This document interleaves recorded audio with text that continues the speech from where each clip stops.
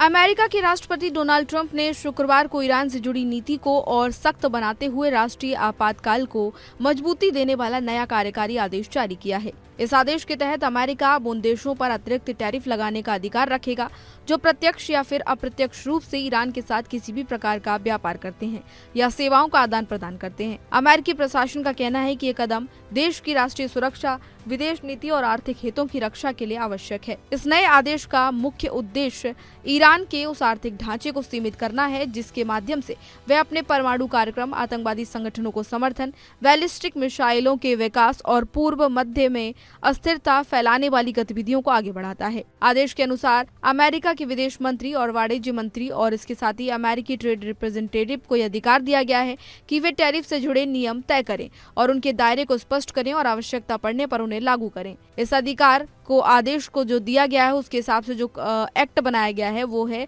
IEEPA और national emergencies act. इसमें इस अधिकार को दिया गया है। इन कानूनों के तहत अमेरिकी राष्ट्रपति को ये शक्ति प्राप्त है कि वे किसी भी विदेशी खतरे को राष्ट्रीय आपातकाल घोषित कर अंतर्राष्ट्रीय व्यापार और आर्थिक गतिविधियों को नियंत्रण लगा सकते हैं। व्हाइट हाउस का दावा है कि ईरान लंबे समय से अमेरिका के लिए एक असाधारण सुरक्षा की चुनौती बना हुआ है और उसी के जवाब में ये कदम उठाया गया है। ईरान को लेकर ट्रंप प्रशासन की नीति पहले से ही सख्त रही है।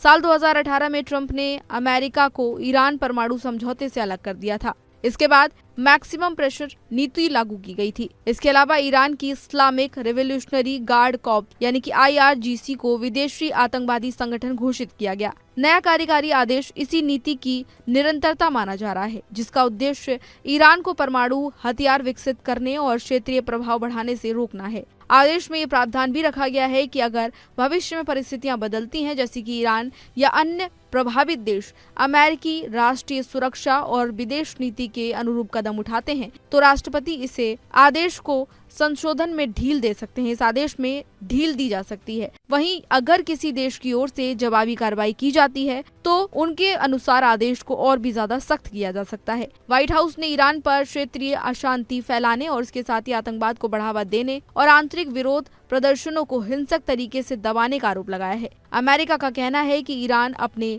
संसाधनों का उपयोग नागरिकों की भलाई के बजाय हथियारों और परमाणु कार्यक्रम में करता है। इसी कारण से ये एक असामान्य खतरा बनता हुआ देखने को मिल रहा है। ऐसे में अमेरिका इसको असामान्य खतरे के तौर पर देख रही है। तो फिलहाल इस जानकारी में इतना ही। इसी तरह की तमाम अन्य जानकारियों के लिए देखते रहिए इंडिया न्यूज।